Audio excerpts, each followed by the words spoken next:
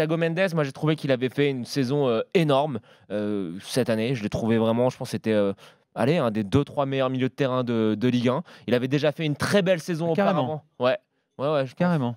Et je pense que Thiago, il avait déjà fait une très très belle saison avec Galtier et même avec Marcelo Bielsa sur la saison précédente de Lille. C'est un joueur qui est en progression constante et je pense que même, tu vois, un club, il n'aurait pas fait tâche dans la rotation d'un club comme le Paris Saint-Germain. Maintenant, attention à Jean-Lucas. Soyons patients avec lui. Ah bah oui. Encore une fois, ne le jugeons pas trop vite sur ses 6 premiers mois. C'est un gamin, il sort du Brésil, il va avoir un nouvel environnement, nouvelle équipe. Nouvelle langue, nouvelle vie, nouveau pays, bien sûr. Je pense qu'on sous-estime trop cette adaptation quand on est un joueur étranger et qu'on débarque. Il y aura du Brésilien à Lyon. En tout Non, cas. mais il a raison, Damien. Parce que ça, dans l'after, on le dit souvent.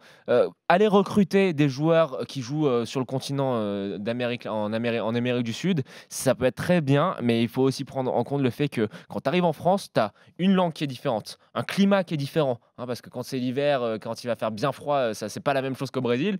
Tu as un autre football et voilà, c'est un investissement. Je pense qu'ils l'ont pris, c'est un investissement sur le moyen terme.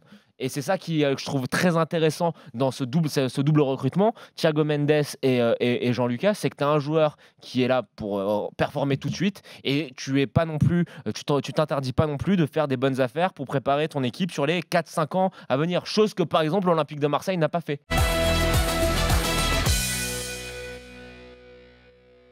Après, moi, je suis un peu dur avec Hervé Renard. Ce que je lui reproche, c'est qu'il est assez prévisible, aussi bien dans ses feuilles de match et dans ce qu'il propose dans les matchs. On sait avant le match qui va jouer et comment il va jouer. Donc, mais sinon, pour le reste, tout parle pour lui. Là, on a commencé, on a fait 2 matchs de victoire. Il nous qualifie pour la Coupe du Monde. Ça demande à être confirmé. Voilà, c'est les Ivoiriens, il les connaît par cœur. Il a su comment les prendre de A à Z. Les critiques qu'on peut faire parfois sur des équipes, comme ça a été le cas là, sur l'équipe de France Espoir, moi, c'est-à-dire que je vois jouer le Maroc, au bout de 10 minutes, j'ai compris leur plan de jeu, j'ai compris leur système de jeu, ça doit aller vite de l'avant.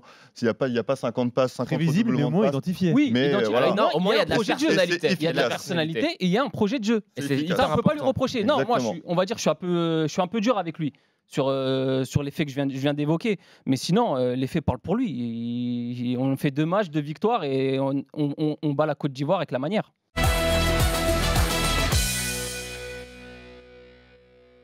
Et quand tu vois Fegouli faire des sprints de 40 mètres et tacler dans ses 18, beaucoup d'Algériens disent qu'ils n'ont pas vu ça depuis longtemps. Mais tu as gagné, tu as réussi à tirer de ton groupe un truc qui fait que voilà, ils sont solidaires. Et alors après, bien sûr, tactiquement, c'est cohérent. Tu as des coups de patte avec Mahrez qui est super performant, Fegouli. Bon. Et en plus de ça, voilà, c'est-à-dire qu'une fois, l'équipe qui est sur le terrain, pour moi, c'est la meilleure équipe. C'est pas l'équipe qui a les meilleurs joueurs, mais c'est l'équipe la plus cohérente et celle qui est capable de t'emmener loin.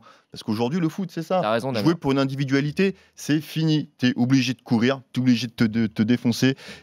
Et c'est la vérité du foot d'aujourd'hui. Ils ont des bons petits joueurs, le petit Belaïli là, qui revient un peu de nulle part. Là. Belaïli, c'est lui qui met entre guillemets sur le banc Brahimi. Et rappelez, son histoire, elle est quand même dingue. Il s'était fait suspendre 2 ans parce il a été pris de la cocaïne. On pensait qu'il était perdu pour le foot. Là, il revient en sélection et je l'ai trouvé mais fabuleux.